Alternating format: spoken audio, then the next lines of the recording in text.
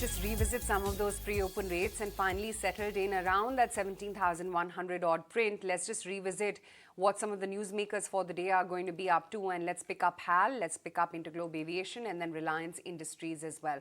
Those stocks will just come off you on your screens. HAL, of course, after the OFS announcement, 5% lower for HAL. Chakri was rightly highlighting that there could be near-term pressure on the stock. Interglobe Aviation, no excitement there. I guess everyone's still waiting for the analyst meet takeaways.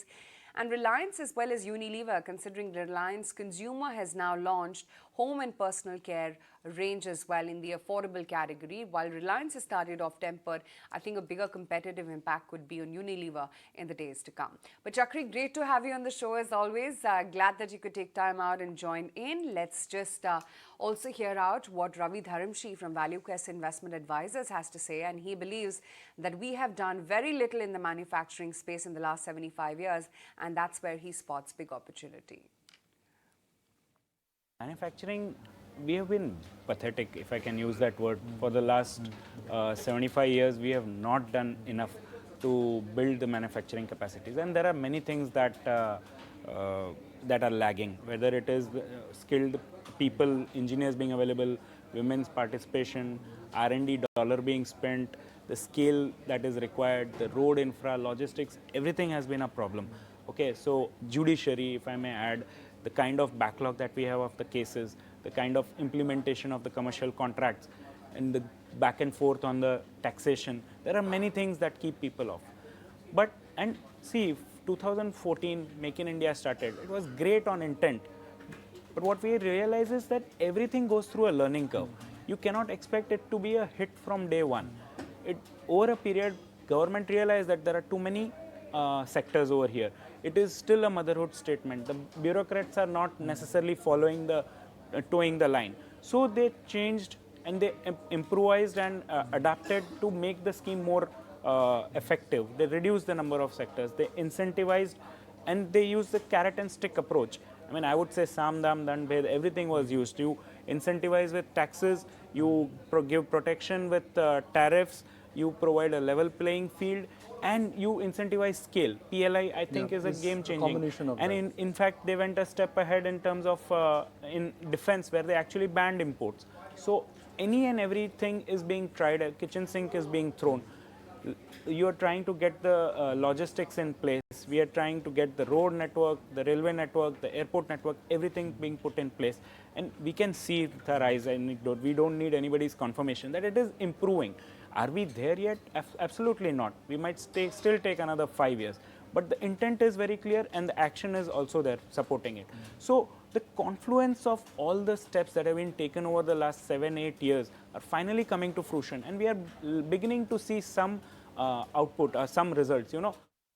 All right, let's get a move on and find out what the index calls are from our chartists this morning. Well, looking at the pre-open rates, it's down by about 1/3% for the frontline indices, and it seems like Naresh as well as Kush are on the same page. They've got a buy call on the index. Kunal continues to maintain his stance. That's a hold rating. That's the market moodometer, a buy on the Nifty. What about the Nifty Bank index then? While Naresh is saying hold on the Nifty Bank, it's only Kush that has a buy rating, and therefore the majority seems to be tilting toward a hold.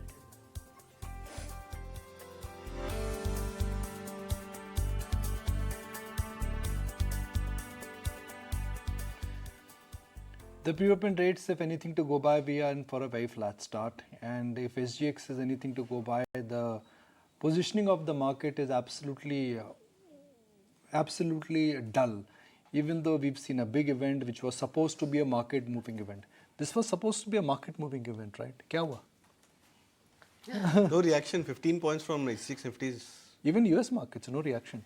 No, I think Dow was down to 500 points yesterday. No, I mean, it's not like a very sharpish reaction. 1.5% for what is supposed to be the biggest and the most important meeting of the Fed. Correct. And it is the most anticipated event. Change the direction for the markets. So what happened? Maybe it could be the maturity of our markets, at least Indian markets, that we are not factoring into any kind of negativity. Or we may have probably factored in, the event we would have priced in the last few days when the markets bounced up from that 16,800 mark.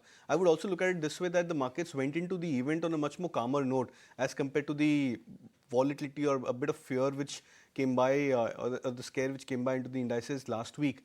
on the back of some news flow across the globe. So I think the markets went into a very matured note, and I believe that could probably be one of the indications that we may also react on post-event in a very mature kind of a fashion. So as I mentioned in the morning, I don't expect any major volatility either on the upside or on the downside today.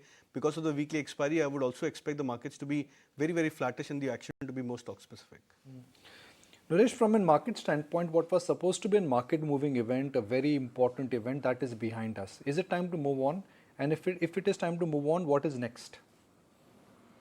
So yeah, it's time to move on, start looking at stock-specific opportunities in India. The only thing which really made a move yesterday was the dollar index moving down from 102.8 to 101.7, not very far away from that 100 mark. It's below the 100 mark where a big risk on can start across the world. So, and say, irrespective of the Dow Jones falling 500 points, we did not see a recovery in the dollar index yesterday. And even today, the dollar index continues to be on a breach of yesterday's low. So overall, that indicates it's time to look out for more long positions, and it could create a risk-on move, possibly at least in emerging markets. So India looks the most well-placed market. So I would be more positive at 17,000 Nifty and expect a bounce back here. In that bounce back, stocks could do much more. So at least the event is over, and now we can trade much more easily. Okay, so Naresh, just to understand the strategy, let's say if somebody was trading 100 lots of Nifty, I'm just using that for representative purposes. What should be the commitment level purely based on your understanding of charts? When the trend is clear, the commitment has to be high. But right now we are not in a clear trend. So do you think one should trade with a positive bias, but the commitment should be 20%, 50%, higher than 50%? So it would be higher than 50%, closer to 60-70%, which is where you want to go. And once the trend is established, you want to go, say, more than 100 also. As of now, we are still stuck. So say at 17,200, it would increase. At 17,600, it would increase. Same question.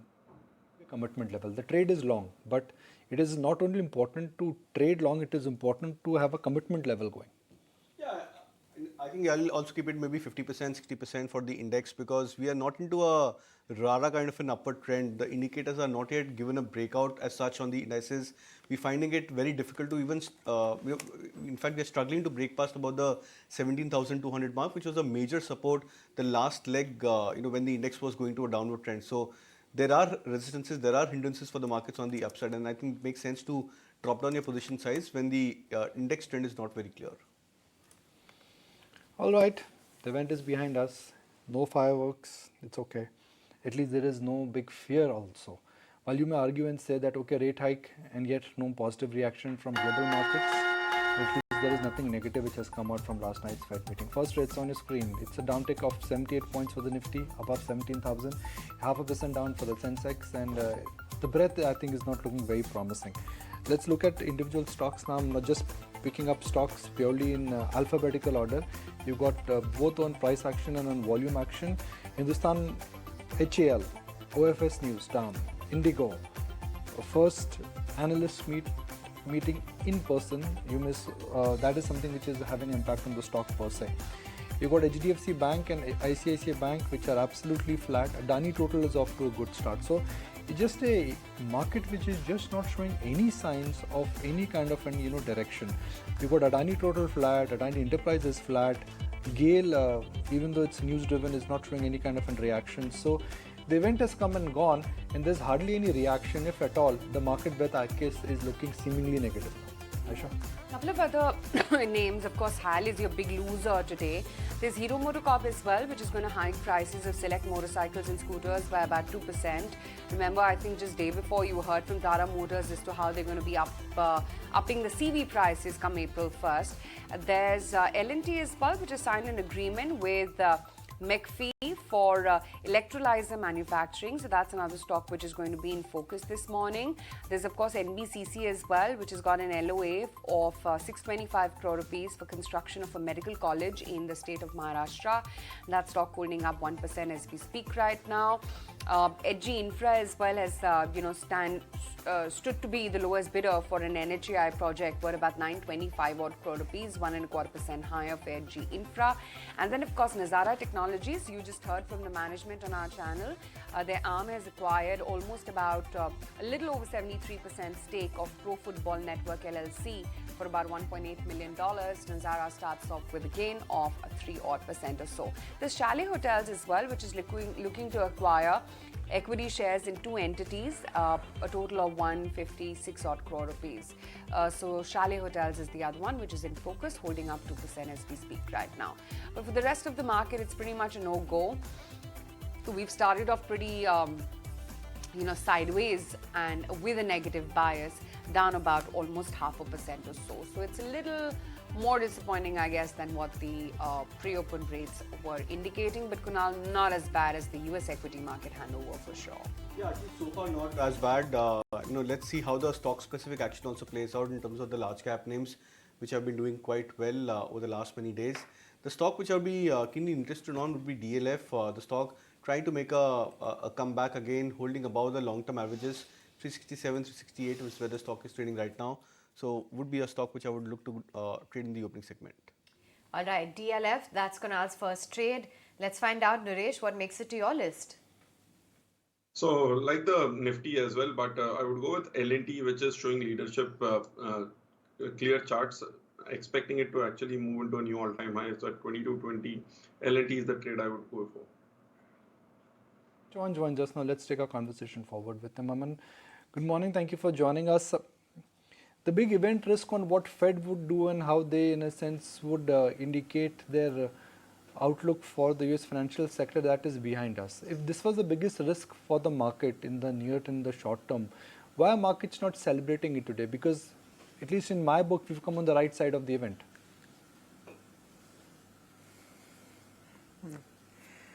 I think the market was expecting a much more dovish commentary from Fed, which has not come in. So Fed has mentioned that they would not shy away from taking more rate hikes if it is needed, though we feel it won't be needed, but that's what the commentary which came in.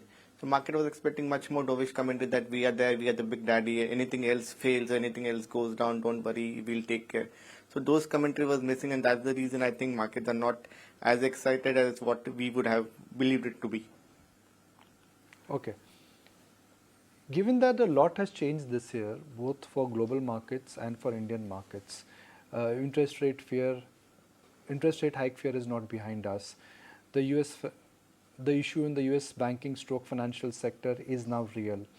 World economy is slowing down. How have you changed your portfolio positioning?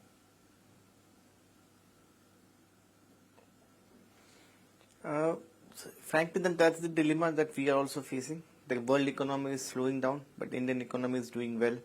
Indian markets relatively are doing well, but we are also depending on foreign flows. So that's the dilemma that we are facing as to which way to focus on. So the way we have shaped our portfolios, and the change in stance has been one clearly in the last 1 month since we last spoke. IT, I believe the recovery that we expected in IT will be a bit delayed because of the banking crisis that's going on, because that's the biggest segment the IT sector is facing.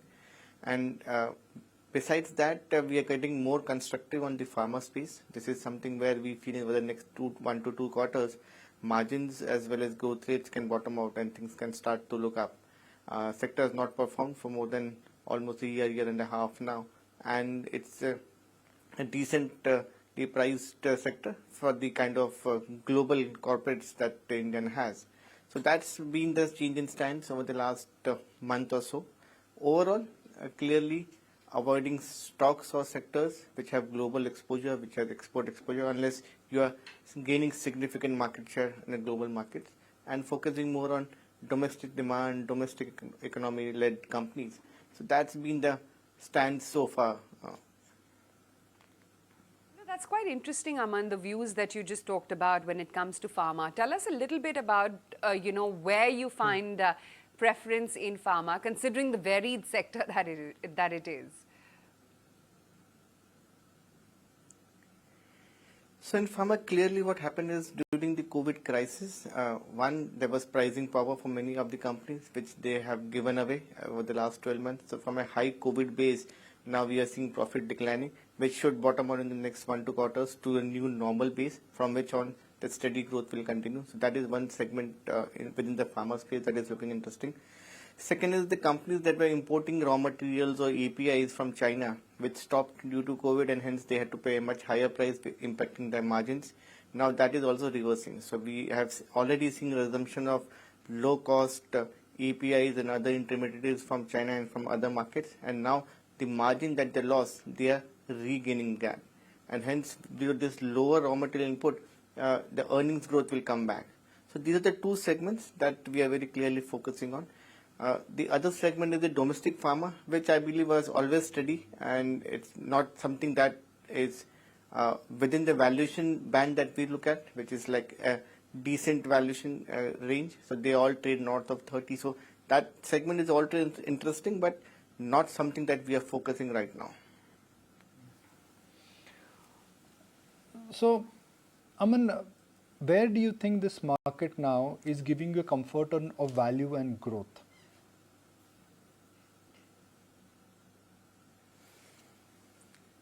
Overall, financials still continue to be attractive. Obviously, last few weeks they have been at the receiving end because of the liquidity and the news flow factors, which make them even more attractive, because Indian banking system is completely domestic. So we are not dependent on global events for the growth, and no economy can grow without the banking sector participating. So that segment is still looking good to us. Pharma, as I mentioned, is now looking good.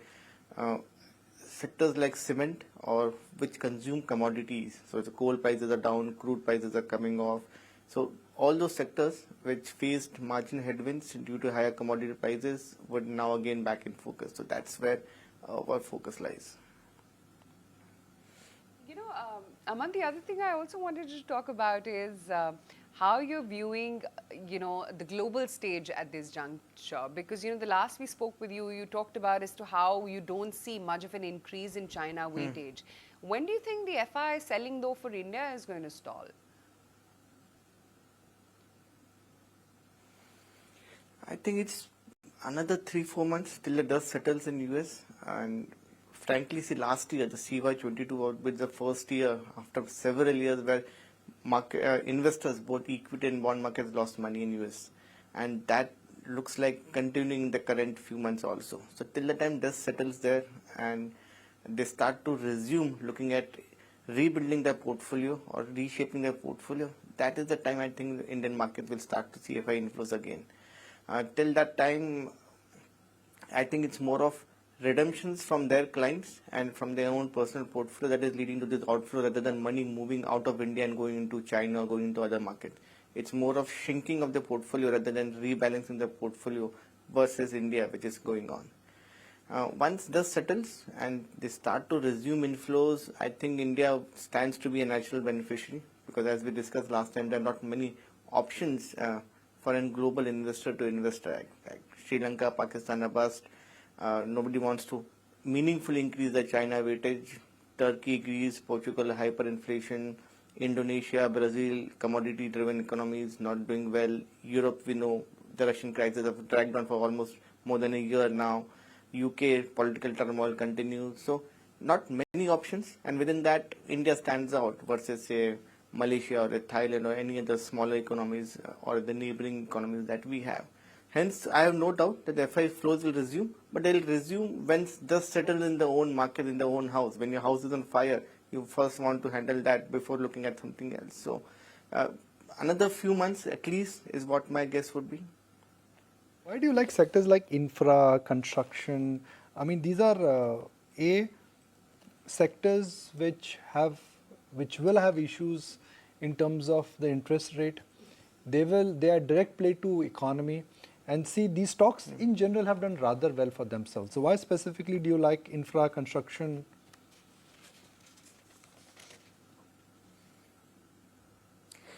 See, for the next 12 months ahead of the central elections, I see the award activity and the tendering activity to go on a high, right? So that will give them good visibility. And with cement prices and coal prices coming off, the risk to margins is also not there. So because of the combination of this and plus decent valuations, these companies trade at anywhere between 10 to 15 times the FY24-25 earnings. So it's a decent risk-reward equation that we have in this sector.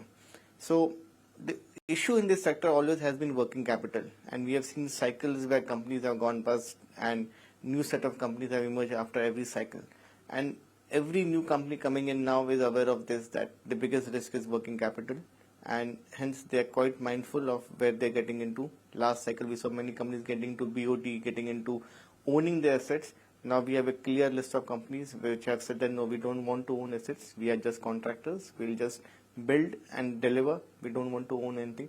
So this is the space where you learn from your past mistakes, and that's the reason we feel that companies which are clearly focused just on execution stands to stand out. And obviously, next 12 months are going to be interesting on the auto infra front. Aman, morning. I just wonder what the outlook is when it comes to the auto space, because I didn't really spot that among the list. Given the fact that we are seeing an impending CV cycle recovery, a softening in raw material prices, etc., what is your outlook on where the auto sector stands? Outlook is positive, though we don't have a big exposure in our portfolio in the auto sector because we feel it's pretty cyclical in nature. So we have one good year and coming with on the backdrop of two bad years. So it's not something that we are very excited from a 3 to 4 year perspective. But in the near term, clearly, as you mentioned, demand is looking up with lower oil prices and with lower commodity prices. Earnings seems to be coming back to the sector. And I think that's reflective in the portfolio performance also. The stocks have done well. Have you participated in any of the recent IPOs? A lot of PMS fund managers of late, either they've bought BKG, some have bought BKG and Metro, some have bought BKG Metro and Campus, some have bought all three. Are you in that all three approach, or you've avoided the space completely? Avoided the space completely. The companies that you mentioned, these are all good companies. We like them, but not the price at which the IPOs came in. So that's the reason we avoided them. Among markets, they always follow a style, right? And what has done very well for the fund house which you represent is your whole onus towards buy companies which are available at P multiples which are less than 15, return ratios of 15 and growth of 15. Now that style has done very well. But do you think that style may not do very well going forward, considering that if interest rates come back, growth stocks will come back and growth stocks will not be cheap?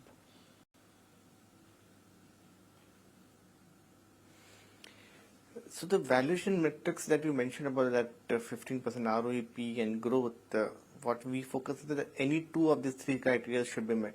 See, all three criteria can't be met at any given point of time, because if that happens, then you are in a great situation that you get a great company at a great price, which practically speaking doesn't happen. So any two of the three criteria should be met.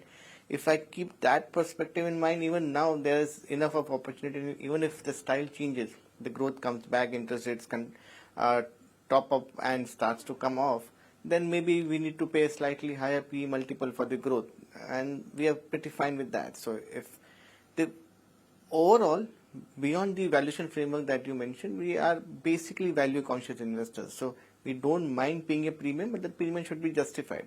Obviously, if the company is going at 10-15%, I do mind paying a 70-80 P. But if the same company is at 15, 20, 25 P, I don't mind paying that premium, because that's a justified premium for the kind of growth I'm getting into. So keeping that in mind, I think even if the style changes for the market and growth stocks come back, we think this approach of ours would help. Thank you, Aman, for sharing with us your outlook on the markets, individual sectors, and where your preference lies. For now, it's down 0.5% for the frontline indices. For the Sensex as well, we're off about 350 points or so. After that big event, on expected lines seem to be following the rest of the globe. And big losers within the Nifty 500 include HAL, Asian Paints, Westlife, Emphasis, HCL Technologies, as well as L&T Tech. Let's move on then to a big global voice, and market veteran Mark Mobius shared his views on the recent bank turmoil, why he remains bullish on India, adding that he would like to add more bets in India. Listen in. There's a great deal of confusion right now, of course, because what you have is a situation where people are thinking, maybe my money in the bank is not safe. And then you have on the other side, the government in the US and now in other countries trying to prop up the banks. And that is a big question mark, whether this is going to be successful. So far, it's been successful in the US, And of course, in Switzerland, it happened, but people are really beginning to question the safety of banks. So that's the reason why you've seen gold go up and you've seen Bitcoin go up, because people feel that maybe these two areas would be safe from any problems that the banks have or any problems that you see in the governments. So that's a very, very significant change that's happened with a great deal of uncertainty.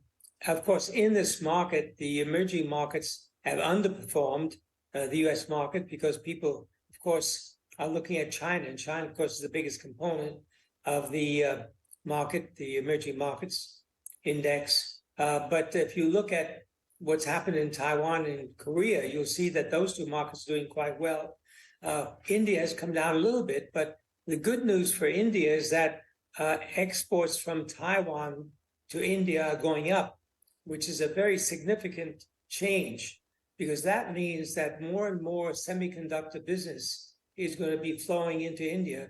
And I think, as I mentioned before, this is going to be very positive for India. Suddenly, a lot of asset classes have become disjointed. Crude is down, copper is up, gold is up, and Bitcoin is giving gold some company. Why is that this time around, in this financial risk-off moment, we have seen a very disjointed move in all financial assets? Yes, that's right. It's very disjointed, but it does make a lot of sense, because if you're afraid of your deposit in the bank, where do you go? Do you go into stocks? Not really, because people feel that maybe the stock market will not do well if the inflation numbers go up and the Fed becomes more aggressive on interest rate increases. So if you look around, okay, what's the place to go? It's gold and maybe Bitcoin, because they feel Bitcoin may not be affected by these other factors. Mark, Indian markets are down 20% from the high in dollar terms. Chinese markets are down 45% from the in dollar terms. Obviously, that makes China much more attractive. And that narrative, I guess, has been at play in last couple of months. Do you think this narrative of book profits out of India and move to China is real? No, I think what's happened is that you've seen some recovery in China, because China now has opened up more. The COVID situation has pretty much been suppressed. And now the Chinese government is saying, look, we welcome foreign investment, and therefore they're, trying to encourage more investment in China. But it really has not worked very well, because you can see the Chinese market has come down.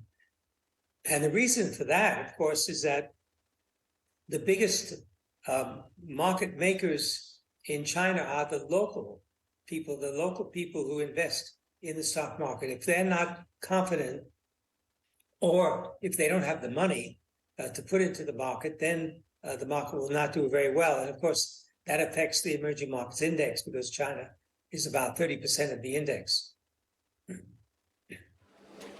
Mark, have you increased your allocation in this decline in India? No, we've kept it the same. We're looking to increase as we go forward, but right now we've kept it the same as we've had. So we still have a very positive outlook for India. I'm assuming that India is your top weighted market in terms of absolute percentage commitment?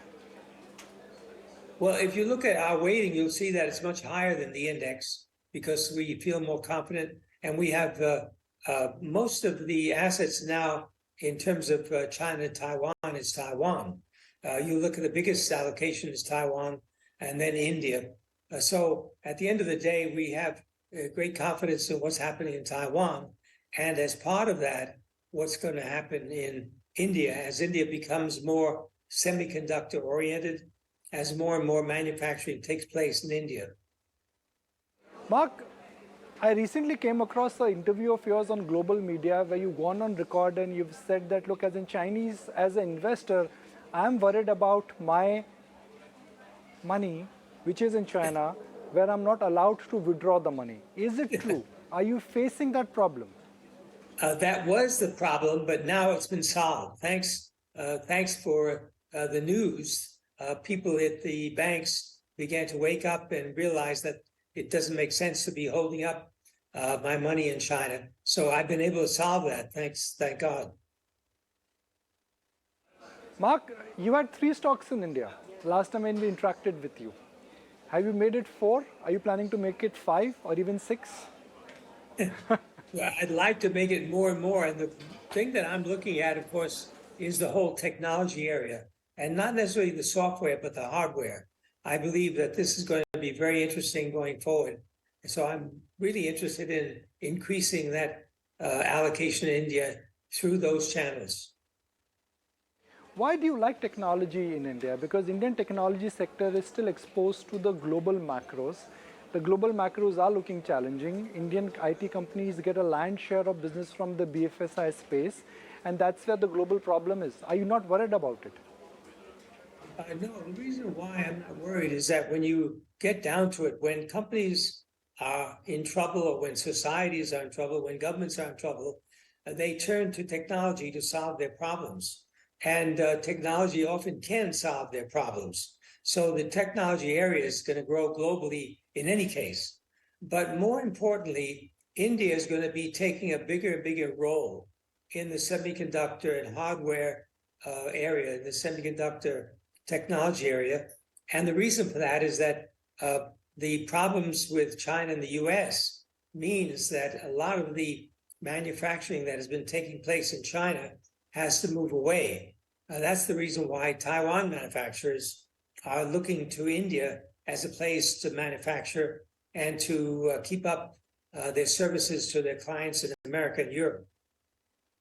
So for those who keep on pointing out this consistent fact again and again, which is that Indian markets are great, Indian economy is moving in the right direction, but Indian stocks are not fairly priced, but they're richly priced.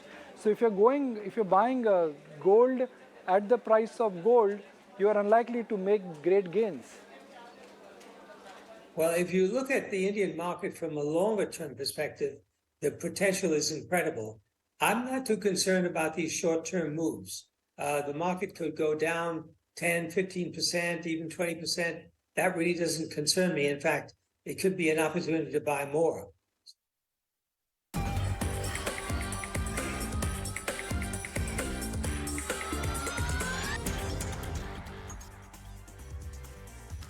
Back with the market and first trades right here in ET Now. Let's just revisit what the first trades are settling in at, because while it seemed like it's going to be a tempered start, we've drifted a little bit lower, about 0.5% lower is where we're currently at. It's HAL, it's Berger Paints, Asian Paints, Persistent and Idea, which are the ones which are cracking from within the liquid universe. And on the flip side, good gains for Balrampur Chini, good gains for Coromandel, Cummins India, Gujarat Gas and IGL are some of the other names which are actually holding out very well. But given that gas tariffs have been hiked by 38% on a year-on-year basis and the hike is lower than what was proposed, let's try and understand whether this is going to boost revenues for the likes of GAIL from the tariff hike and how the transmission set is likely to improve. We have with us Mr. Gajendra Singh, a member PNGRB, joining in on the show right now. Mr. Singh, good to have you on ET Now. Morning, firstly. Given the integrated tariff has been finalized on the lower side as against what GAIL had earlier asked for, if you could just explain the rationale behind the lower tariffs to begin with. Well, on submission of because you are talking of the integrated tariff of GAIL, I believe. The integrated tariff, what it was submitted by the GAIL, subsequently the open house was conducted, and open house was conducted, the views of consumers, the views of all the pipeline entities and the other stakeholders like suppliers were taken into consideration, and based on that, few calibration were done, whatever the submitted by that. There are the assumptions based on that, recalibrated in such a way. So finally, it should be for the good for the consumers. Because the economic life, if you see that it is taken 30 years. So this is the assumption what we are thinking it is for next 30 years. So Based on our experience, based on our historical data, we have recalibrated all those few things based on the inputs received from the consumers and the supplier. Based on that, few factors were calibrated.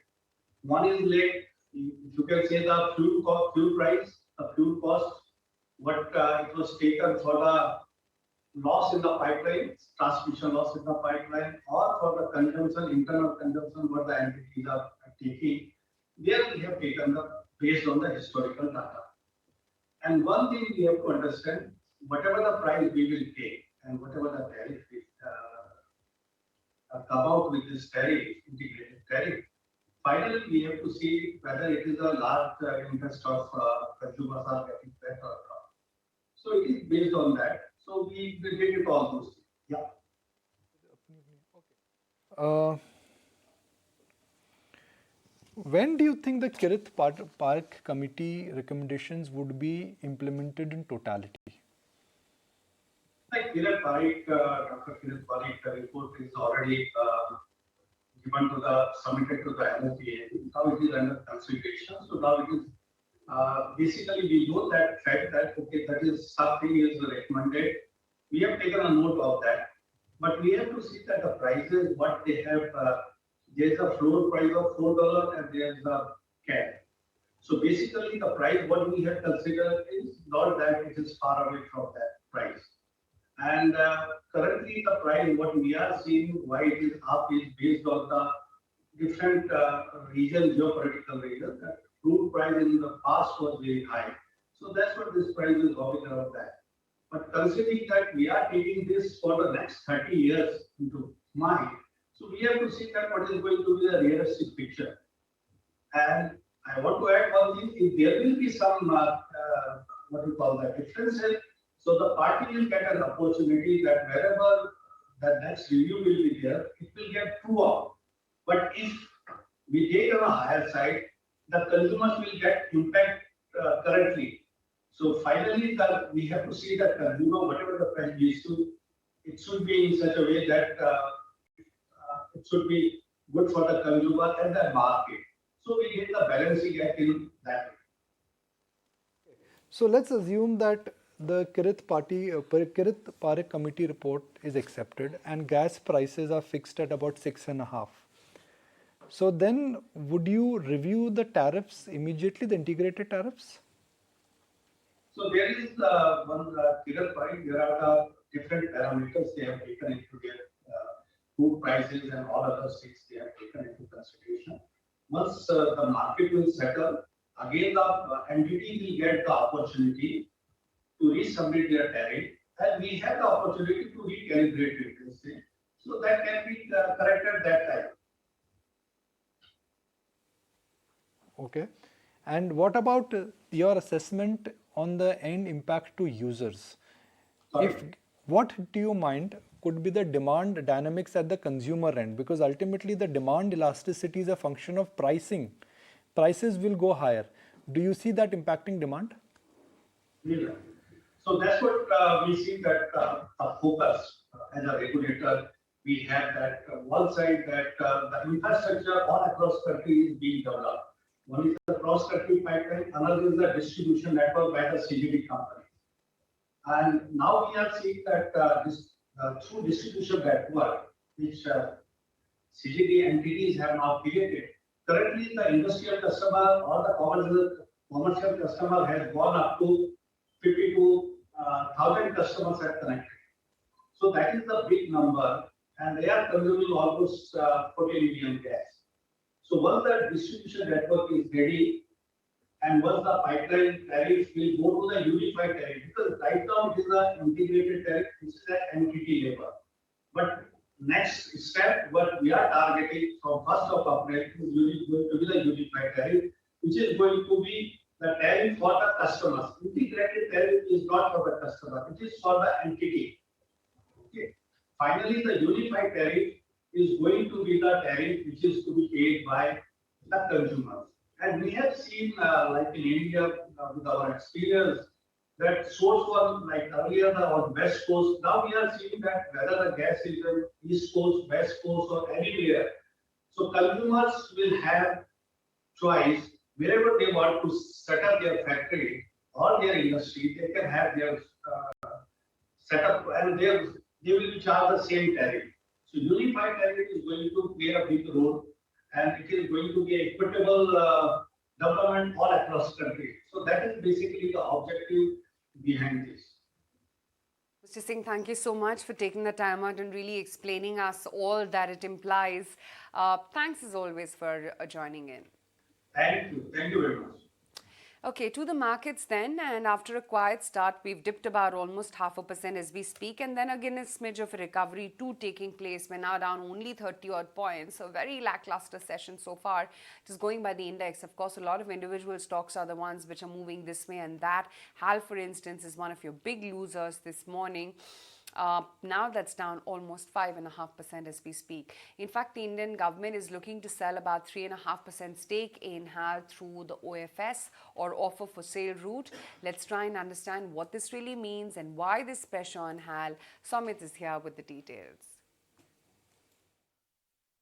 Well, if you see, Hindustan Aeronautics is one of the top candidates to be included in the MSCI index in the May 2023 review as per Novama Research. Now, they are and given the fact that the government is looking to offload close to 3.5% stake in the company, why an OFS has just increased the probability of the stock getting included in the index. Now, because of the stake sale, obviously the free float of the company will increase, and because of that, if you see, the cutoff price for the stock to get included in the index has just come down to around 2,150 from an earlier price of 2,650. Now, do remember the current market price of the share is 22% above the price, the cutoff price, and the OFS price, if you see, that is also nearly 14% above the cutoff price.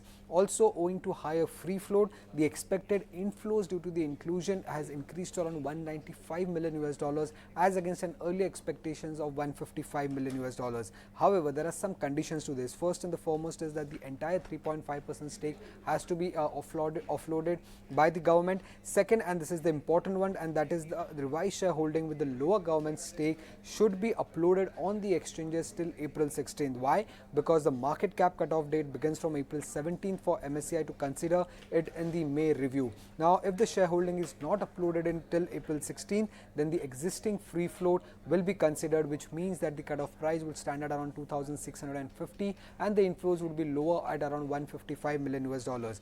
However, in past we have seen that in the last 16 quarters, most of the times or always the shareholding pattern has been uploaded before the 15th of the month. So most likely this time also it will be uploaded, which will lead to higher inflows and a lower cutoff price to get included in the MSCI index for Hindustan Aeronautics. Samit, an eye out on HAL. That stock is under a bit of pressure in trade.